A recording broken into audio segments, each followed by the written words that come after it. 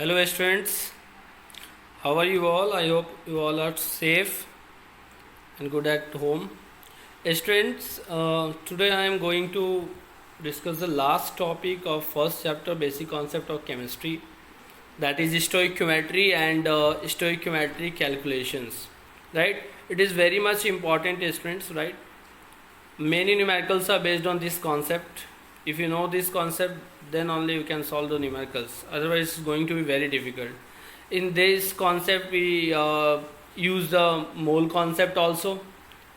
That mole concept is used to solve the numericals on the basis of stoichiometry and stoichiometry calculation. See, this word is very complex, like stoichiometry and stoichiometrics. See, what is the meaning of this stoichiometry? Stoichiometry deals with the calculations of masses of the reactant and product involved in a chemical reaction. For example, let us consider the combustion of methane. CH4 plus 2O2 gives CO2 plus 2H2O. Here methane and dioxygens are called reactant and carbon dioxide and water are called products. And the coefficient of each molecules are called stoichiometric coefficient. Means these stoichiometric coefficients are based on the balanced chemical equation, and from which we get the many relationship which is required to convert the molecules from reactant to product, and it provides the data between their masses, between their moles, between their volumes. Okay students, so very simple, this stoichiometry is based on a balanced chemical equation. How many things we get from that above reaction, right? First point, 1 mole of CH4, that is methane gas, reacts with 2 moles of O2 gas to give 1 mole of CO2 gas and 2 moles of H2O. Second, 1 molecule of CH4 reacts with 2 molecules of O2 to give 1 molecule of CO2 and 2 molecules of H2O. Third, 22.7 liter of CH4 reacts with 45.4 liter of O2 to give 22.7 liter of CO2 and 45.4 liter of H2O. And last, 16 gram of CH4 reacts with 2 into 32 gram, that means 64 gram of O2 to give 44 gram CO2 and 36 gram of H2O. Students, these are the points which I already told you. From the balanced chemical equation we get all this relationship between the moles, between molecules, between mass and volume, as well as we can say the mass volume relation also we get from the balanced chemical equation. So to follow the stoichiometry relation, first of all you have to write the correct balance equation. If you could not write this balance equation, it is very much difficult. It is going to be difficult simply to solve any numerical. And students, whatever the numerical problem we are going to face in class 11 based on this particular topic, generally these are related to class 10th level balancing, and where we use the heat and trial method. Clear students? And from that we can simply convert from one side to another side. Okay, and the numericals which are going to be based on these relations, in that all these moles, all these formulas, all these numeric definition type concept, all are needed. Otherwise you cannot convert from one form to another form. Student, in last video I also discussed about, suppose a 5 molar solution is given and we have to find mole fraction. So for finding mole fraction, so what's the needed things actually, or required things actually? So for finding mole fraction we have to know the moles of each component. If you don't know moles of each component, you cannot find. So if you have the concept of molality, that means whatever the molality is given, that moles are present in 1000 gram of solvent, so you can simply find the moles of each component. So if you don't have any kind of definitions, you think, oh, these are the very simple points, right? If you know definition, okay. If you don't know it, then also it is okay. No, it's not going to be okay. These are the very simple points, but it is going to be, difficult if you don't know the topic. Okay. Now on the basis of this balanced chemical equation, we have another topic, limiting reagent and excess reagent.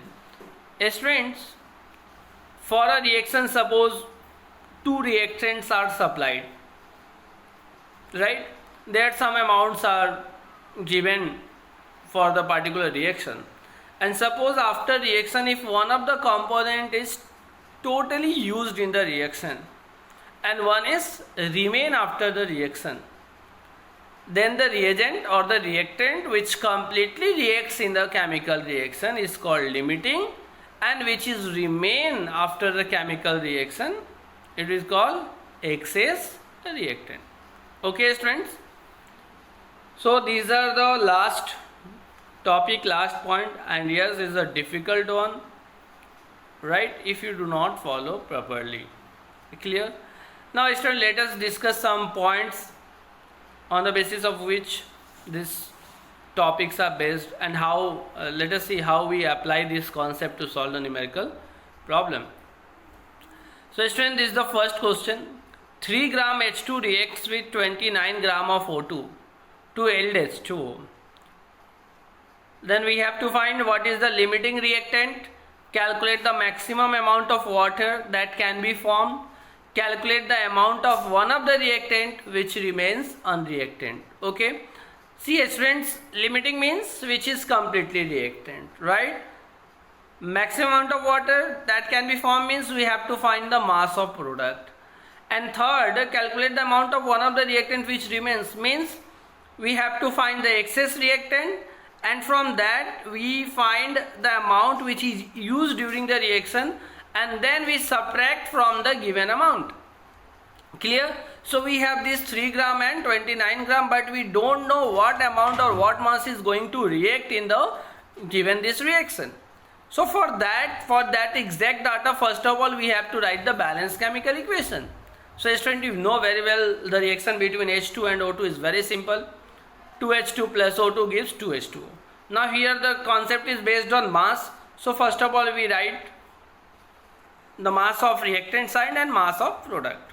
So you can see 4 gram 2 into 2, that is 4 gram H2, and 32 gram, that is 16 into 2, 32 gram oxygen. These two combine and form 36 gram of oxygen. And you know very well, to follow the law, means the balance equation, the law of conservation of mass is used, right, to fulfill this law. So student, if you find the mass of reactant, you see the mass of product is also same, because 4 plus 32, 36, and here already 36 gram of H2O. Now student, we have to compare these masses of hydrogen with respect to oxygen from the given data. That means if 4 gram H2 react with 32 gram oxygen, so 3 gram H2 react with how much of oxygen? First we have to calculate. So student, after calculation, see what we get. We get 24 gram of O2 is formed. 24 gram O2 is required, right? But if you see in the question, 29 gram is the given one. Clear? So only 24 gram is combined and 29 gram is available. So simply you can say oxygen is excess, right? If one of the component is excess, then definitely another is going to be limiting. Now vice versa, you can calculate. If you have any doubt, then you can compare that 32 gram of oxygen require 4 gram of H2, so 29 gram. Clear? So simply you can say, oppositely we can also find. So here we can say that for 4 gram 32 gram, so for 3 gram only 24 gram is required. So you can very simply say that whatever the amount of H2 is given, it is completely react in the presence of only 24 gram of oxygen. So H2 is completely react, hence it is a limiting reactant. And O2, which is only used 24 out of 29, that means O2 is excess reactant. Okay students, so either you can add the mass of both H2 and O2 which is actually combined in the reaction, and you can find the total mass of product. Otherwise student, whenever you want to find the mass of product with respect to reactant, then always use the limiting reactant. That means H2 is limiting, so you can directly write that 4 gram H2 gives 36 gram H2O. So 3 gram H2 gives 27 gram.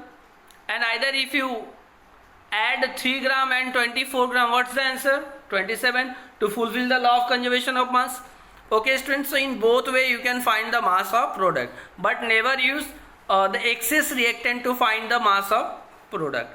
Now according to the third question, calculate the amount of one of the reactant which remains unreacted. So student, which one is excess reactant?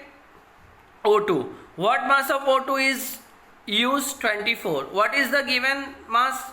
29. Then what is the remaining or left amount of O2?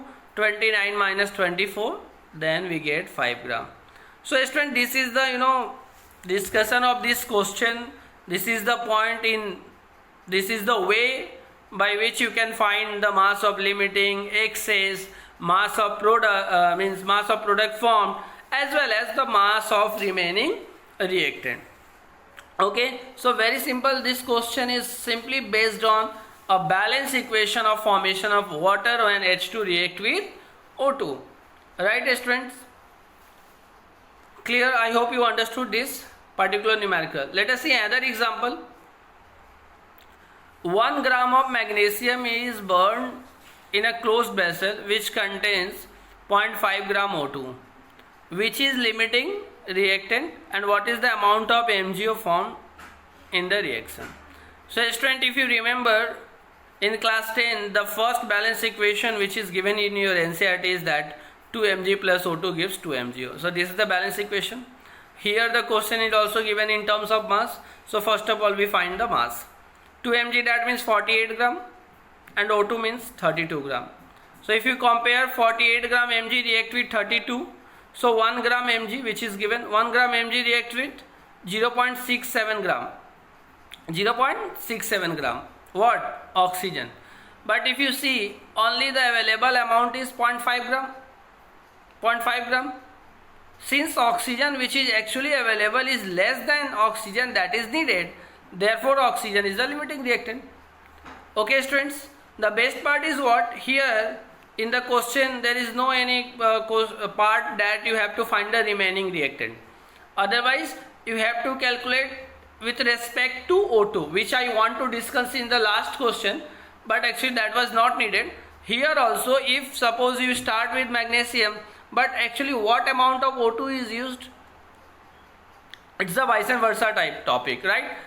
That's why it's okay, because it's clear that only 0.5 gram is react, so definitely 0.5 gram oxygen is only required, and for reaction of 1 gram of Mg, 0.67 is used. So definitely Mg is not going to react completely. That means Mg is excess, and 0.5 gram, 0.67 is needed, and only 0.5 is given. So definitely this amount is enough for the reaction, right? So it is going to be react completely. Hence O2 is limiting reactant. Okay students, I hope you understood. Once again I want to discuss this point. 48 gram Mg react with 32, then 1 gram Mg react with 0.67, but only the available amount is 0.5 gram. Since oxygen which is actually available is less than that is needed, therefore oxygen is the limiting reactant. Okay, so I hope you understood this point, why O2 is limiting. Now what is the amount of MgO formed? So student, I already told you that whenever you find the product, right, you follow the you find with respect to limiting reactant. So here the limiting is O2. So you can see that from the above equation, 32 gram O2 gives 80 gram MgO. So therefore 0.5 gram Mg react to give 80 upon 32 into 0.5. So after calculation we are getting 1.25 gram. Okay students, this is the answer, 1.25 gram. Now another question, what mass of copper oxide will be obtained by heating 12.35 gram of copper carbonate, and mass of atomic mass of copper is given. So first of all, again we have to write the chemical equation for the reaction. Copper carbonate, which is 63.5 plus 12 plus 48, that is 16 to 3 48. Total mass of copper carbonate is 123.5, and just see what mass of copper oxide is formed from the balance sequences, 79.5.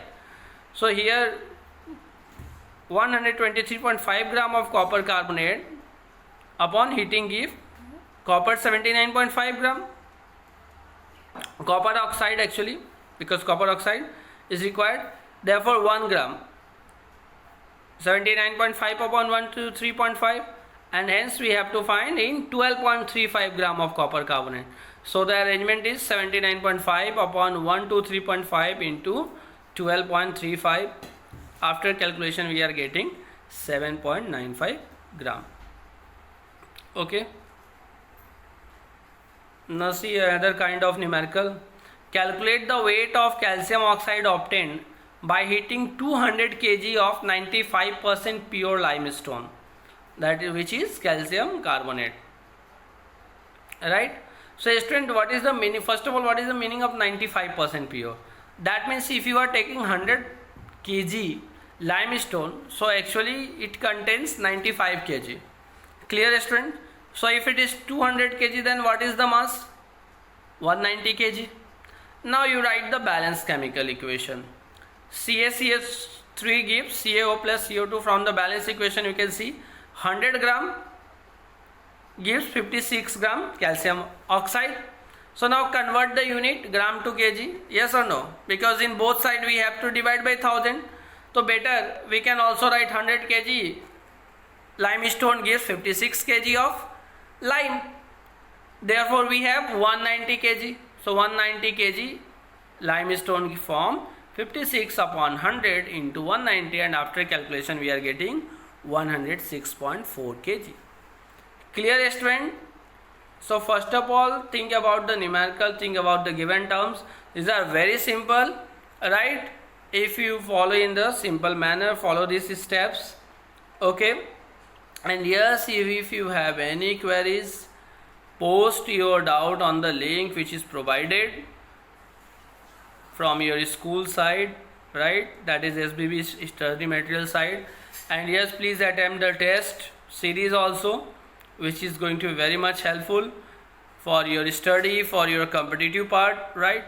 Students, in this chapter I am taking, I already made of I think 6 to 7 video around, right? It's taking very long time to finish this chapter. Actually I already told you that this is a basic concept of chemistry, and I want to start with the zero level of chemistry to your competitive level, right? That's why I completed each and every topic starting from the atom, electron, proton, neutron, atomic number, mass number, isotopes, isomer, isotones, right? Then empirical formula, molecular formula, laws of chemical combination, law of conservation of mass, law of multiple proportion, law of Avogadro's laws, Gay-Lussac law of gases, volume. So simply we can say each and every topic I covered in particular all these video, right? And these are the level of numericals from this chapter in competition also. Okay, students.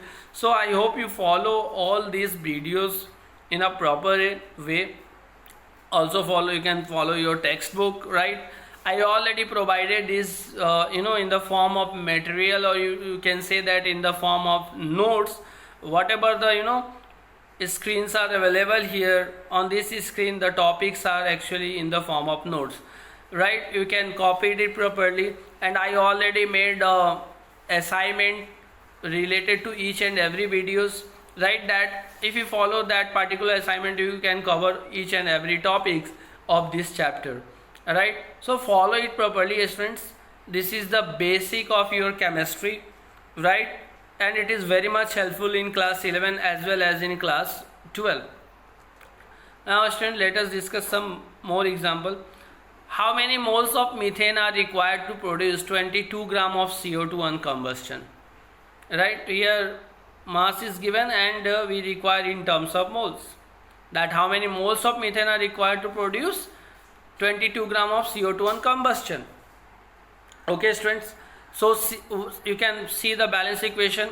1 mole of CH4 react with 2 mole of O2 to give 1 mole of CO2. So number of, first of all we find, see student, whenever you solve numerical, try to compare in the same unit. Number of moles in 22 gram of CO2, it's 0.5 mole. So from this balance equation, 1 mole of CO2 is produced from 1 mole of methane, because we require our answer in terms of moles, right? So we convert this given mass of CO2 into moles, and from balance equation we can simply say that see the arrangement that 1 mole of CH4 react with 1 mole of which gives 1 mole of CO2. Either we can say that 1 mole of CO2 requires 1 mole of CH4. So if you simply convert 22 gram of CO2 into 0.5 mole, so it's very simple that 0.5 mole of CO2 produced from 0.5 mole of methane. Okay students, another example, an impure sample of sodium chloride which weighed 1.2 gram gave on treatment with excess of silver nitrate solution 2.4 gram of silver chloride as the precipitate. Calculate the percentage purity of the sample. Like in the second last question, percentage is given. Here we find the percentage actually. So you can see that from this balance equation, AgNO3 plus NaCl gives AgCl and NaNO3, which is a double displacement type reaction, right student? So from the equation it is evident that 143.5 gram of AgCl are obtained from pure NaCl, which is 58.5, right? Clear? So first of all we calculate the mass of NaCl which is required from 2.4, required for the formation of 2.4 gram of AgCl. So after calculation what we are getting? We are getting that 0.978 gram of NaCl is required, pure NaCl, right? And if you see that the given amount is 1.2 gram, that 1.2 gram NaCl according to the question gives 2.4 gram, but actually the amount which is needed in the pure form is 0.978 gram. So what we observe from this data, that in 1.2 gram of the sample the purity is 0.978, yes or no? So we have to convert into percentage. See the last step, weight of NaCl, pure NaCl upon weight of impure NaCl into 100. That means in 1.2 gram, 0.978 gram is the pure, so in 100. So very simple percentage. Like suppose you are getting 400 out of 500. So what is your percentage? 400 upon 500 into 100. This is the way. So in that way also, if you see this example, actually NaCl required 0.978 and the supplied one is 1.2 gram. So 0.978 in 1.2, so in 100. So after calculation we get 81.5%. So this is the purity of the sodium chloride. Okay. Now student, last question. KClO3 on heating decomposes to give KCl and O2. What is the volume of O2 at NTP liberated by 0.1 mole of KClO3? So student, this is the balanced chemical equation. 2 KClO3 gives 2 KCl plus 3 O2. Here the question is based on the volume. So 3 moles we convert at STP, that is 3 into 22.4, which gives 67.2 liter. So what we see? 2 moles give 67.2. Then 1 moles 67.2 upon 2 liter of O2. Yes or no? From balance equation, 2 moles of KClO3 evolved O2 67.2. Then 1 moles 67.2 upon 2. And here we have to find this volume in terms of 0.1 mole of KClO3. So 0.1 mole of KClO3 evolve O2, that is equal to 67.2 upon 2 into 0.1, and after calculation we are getting 3.36 liter. Okay students, so here I already discussed the relation between mass, moles, mass, mole, volume, right? So students, these are the point which these are the numericals, these are the types of numericals which are based on stoichiometry, then which are based on limiting and excess reactant. How can we find the mass of product? So in this way we can utilize. And yes student, this topic is the toughest topic of this chapter, that is stoichiometry, right? If you follow in a proper way, it is very easy. You can solve any numerical based on this, right? And very simple, if you don't know the balance equation, you cannot find the value. Okay students, I hope the topics and the chapter is clear to you. And in next video I will start with the chapter structure of atom. Students, once again at last, if any student having any query regarding the admission process and all, right, so please guide them, please provide them these numbers shown in the screen.